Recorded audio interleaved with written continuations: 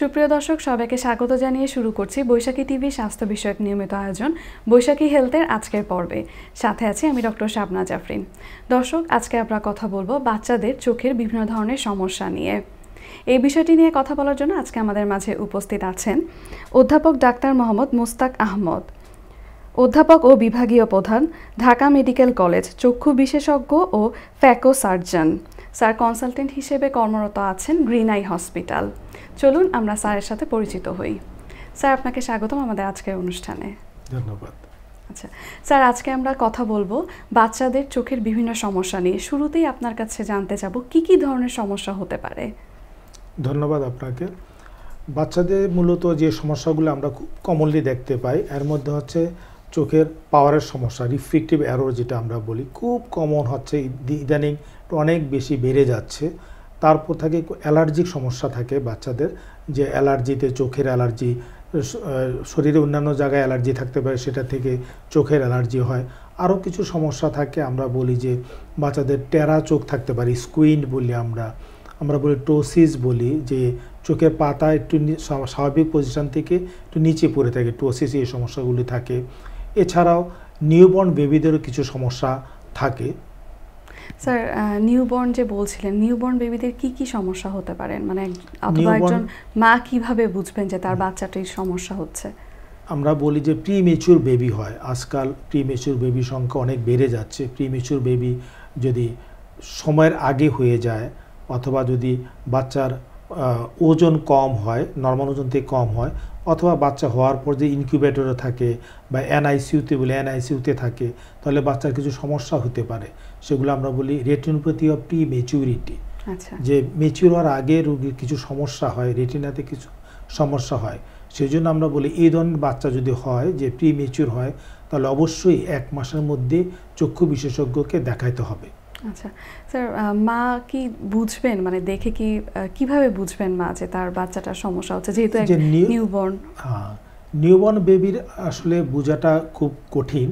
সেই জন্য অন্য যে ক্রাইটেরিয়াগুলো আমরা বললাম, যে প্রিমেচিউর হলো বা ওজন কম হলো, অথবা বাচ্চাকে এরকম দেখলে, তাহলে বাচ্চাকে পরীক্ষা করাতে হবে যে চোখের কোনো পরীক্ষা আছে কিনা।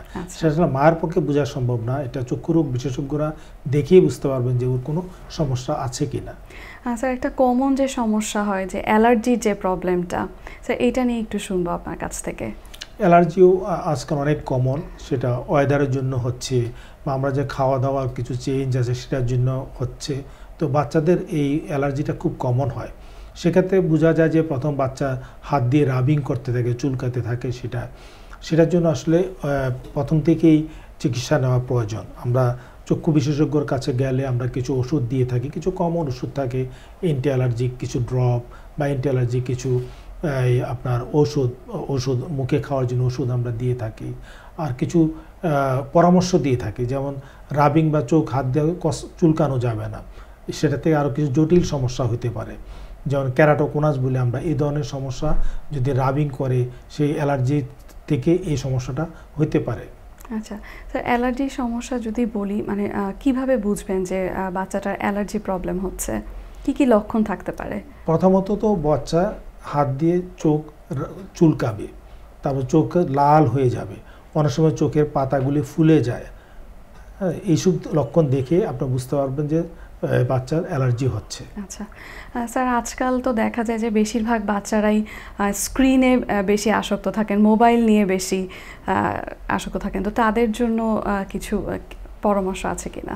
এই যে স্ক্রিনের প্রতি আসক্তি বেড়ে যাচ্ছে, বা বাচ্চাদেরকে মোবাইল দিয়ে রাখা হয় তাকে খাওয়ানোর জন্য, বা বিভিন্ন কারণে মোবাইল দিতে হয়, এর থেকে কিন্তু অনেক সমস্যা হচ্ছে। এর মধ্যে যেমন আমরা বলেছিলাম যে রিফ্রেক্টিভ এরর, চোখের পাওয়ারের সমস্যা খুব এখন বেড়ে যাচ্ছে, রুগীর রিফ্রেক্টিভ এরর হতে পারে।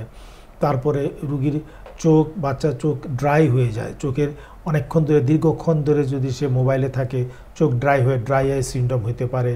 এছাড়া রোগীর অনেক হেডেক হতে পারে, অল্প বয়সের থেকে চোখের মাথা ব্যথা কারণ হতে পারে।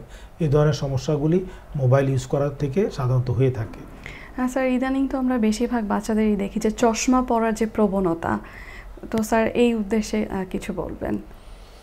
চশমা পরা যে প্রবণতা এটা বাচ্চার হেরিডিটারি যে ফ্যামিলিতে ছিল সেটার থেকে আসতে পারে, বা আজকাল যেটা বললেন যে মোবাইল ইউজ করে বেশি সেটার থেকে হতে পারে, এছাড়া অন্যান্য অনেক কারণ থেকে হতে পারে। তো বাচ্চার চশমা রিফ্লেক্টিভ এরর আছে কি না সেটা আসলে অনেক সময় বাচ্চা বুঝে না যে তার চোখে সে কম দেখে। বাচ্চা তখন করে কি যে আপনি ধরুন ক্লাসের থেকে টিচার বলে যে সে পেছনে বসলে দেখতে পায় না, বা বাচ্চা যদি টিভি দেখে কাছে যায় টিভি দেখতে চায়, অনেক ছোট করে চোখ ছোট করে টিভি দেখতে চায়। এই সমস্যাগুলো আমাদেরকে দেখতে হবে। এই সময় এইরকম যদি কমপ্লেন থাকে তো বোঝা যাবে যে ওর পাওয়ার সমস্যা আছে। স্যার বাচ্চাদের ক্ষেত্রে তো ওরা তো সহজে বলতে পারেন না, তো স্যার ডায়াগনোসিস কিভাবে করেন বাচ্চাদের ক্ষেত্রে? আমরা সাধারণত বলি যে স্কুল গোয়িং এজে চোখ পরীক্ষা করাইতে হয়। আমি আবার প্রথমে বলেছি যে বাচ্চা সে বুঝতে পারে না যে সে আসলে কম দেখতে পাচ্ছে, ওর দৃষ্টি কতটুকু হওয়া উচিত সে এই আইডিয়াটা ওর নাই। সেই জন্য স্কুল গোয়িং এজে বা স্কুলে যাওয়ার আগে বাচ্চা যদি চোখ পরীক্ষা করে তাহলে আমরা বুঝতে পারি। আমরা চোখ পরীক্ষা করে আমাদের স্নেলের চার্ট আছে, বা আমাদের কিছু যন্ত্র অটো রিফ্লেক্টোমিটার আছে, বা আমরা সাইক্লোফিজিক রিফ্লেকশন বলি করে আমরা বুঝতে পারি যে ওর পাওয়ারের সমস্যা আছে, এবং সেক্ষেত্রে আমরা সাধারণত প্রাথমিকভাবে আমরা চশমা অ্যাডভাইস করে থাকি। আচ্ছা স্যার, স্যার ম্যানেজমেন্ট যদি বলি তখন কি করেন? সাধারণত যদি পাওয়ারের সমস্যা থাকে সেটার প্রাথমিক চিকিৎসা হচ্ছে পাওয়ার নির্ণয় করে যে কত পাওয়ার লাগবে বাচ্চা সে চশমা দেওয়া। আচ্ছা, সেটা হলো মূল চিকিৎসা। স্যার কোনো কি সার্জারির দরকার হয়? সার্জারি পাওয়ারের জন্য ঠিক এই বয়সে আসলে সার্জারি লাগে না। আমি বলেছিলাম যে অন্য কোনো সমস্যা থাকতে পারে, যেমন চোখ টেরা হইতে পারে, বা চোখের পাতা পড়ে যাওয়া যেমন টোসিস হইতে পারে। এই ধরনের যদি সমস্যা থাকে তাহলে অনেক সময় সার্জারির প্রয়োজন হয়। স্যার অনেক সময় আমরা দেখি যে রোগীর টেরা রোগ নিয়ে এটা ক্যারি করছেন, অনেক সময় তারা ভাবেন যে আসলে এইটার কোনো চিকিৎসা নেই, তো স্যার তাদের জন্য কি বলবেন? বাচ্চাদের টেরা থাকে, সেই টেরা চোখ জন্মগতভাবে হইতে পারে, বা এর পরবর্তী সময় হইতে পারে, কোনো ইনজুরি থেকে হইতে পারে, অনেক সময় অনেক রোগ থেকে টেরা হইতে পারে। যদি টেরা হয় তাহলে অবশ্যই ডাক্তারের কাছে যেতে হবে। যখন টেরা চোখ থেকে দুটা জিনিস হয়, যে একটা হচ্ছে যে চোখের পাওয়ারের সমস্যা হইতে পারে, আর কসমেটিক্যালি দেখতে খারাপ দেখা যেতে পারে। এক সময় টেরা চোখকে লক্ষ্মী টেরা বলে মারা ডাক্তারের কাছে নিত না, আসলে টেরা থেকে অনেক জটিলতা দেখা দিতে পারে। সেই জন্য টেরা চোখের প্রাইমারি চিকিৎসা হচ্ছে চশমা দেওয়া। যদি কোনো তার পাওয়ারের সমস্যা থাকে তাহলে আমরা তাকে প্রথম চশমা দিই, কিছু ব্যায়াম হয়, এক্সারসাইজ আছে, আমরা কিছু এক্সারসাইজ দিই, অথবা যদি প্রয়োজন হয় তাহলে সার্জারি করা যেতে পারে। আমাদের দেশে এই সার্জারি কিন্তু সম্পূর্ণভাবে আমাদের দেশে এই সার্জারি হয়ে থাকে। স্যার আপনি দর্শকদের উদ্দেশ্যে কোনো পরামর্শ দিবেন কিনা, যে ছোট বাচ্চাদের এই যে চোখের যে বিভিন্ন ধরনের সমস্যাগুলো হচ্ছে, বাবা মার জন্য কোনো অ্যাডভাইস থাকবে কিনা? দর্শক, বাচ্চাদের চোখের যত্ন নিতে হবে। আমি যদি বলি যে নিউবর্ন বেবি যদি প্রিমেচিউর হয় বা ওজন কম হয় তাহলে অবশ্যই 1 মাসের মধ্যে চক্ষু বিশেষজ্ঞকে দেখাতে হবে যে ওর চোখের রেটিনাতে কোনো সমস্যা হচ্ছে কিনা। যদি কোনো সমস্যা থাকে তাহলে চিকিৎসা করে সম্পূর্ণভাবে চোখ সুস্থ করা সম্ভব। এবং স্কুল গোয়িং এজে বাচ্চাদেরকে সবসময় চক্ষু বিশেষজ্ঞর কাছে নিতে হবে যে চোখের পাওয়ারের কোনো সমস্যা আছে কি না। তাহলে কিন্তু চোখের যদি পাওয়ারের সমস্যা থাকে এবং সময় মতো যে আপনি চশমা ব্যবহার করেন তাহলে কিন্তু চোখের দৃষ্টি বাচ্চার ভালো থাকবে। আরেকটা জিনিস হলো খুব কমন হয় এখন অ্যালার্জি সমস্যা হচ্ছে। সেই অ্যালার্জি সমস্যা যদি হয় তাহলে চক্ষু বিশেষজ্ঞকে দেখাবেন। কিছু ওষুধ আছে যে অ্যালার্জি অনেক সময় আমরা স্টেরয়েড জাতীয় অনেক সময় ওষুধ দেওয়া হয়ে থাকে, বা অথবা মানে ওষুধের দোকান থেকে স্টেরয়েড জাতীয় ড্রপ নিয়ে থাকে। স্টেরয়েড জাতীয় ড্রপ ইউজ করা যাবে না, এতে চোখের অনেক সমস্যা হয়, যেমন চোখের প্রেশার বেড়ে যেতে পারে অথবা চোখের ছানি পড়তে পারে, এই ধরনের সমস্যা হতে পারে।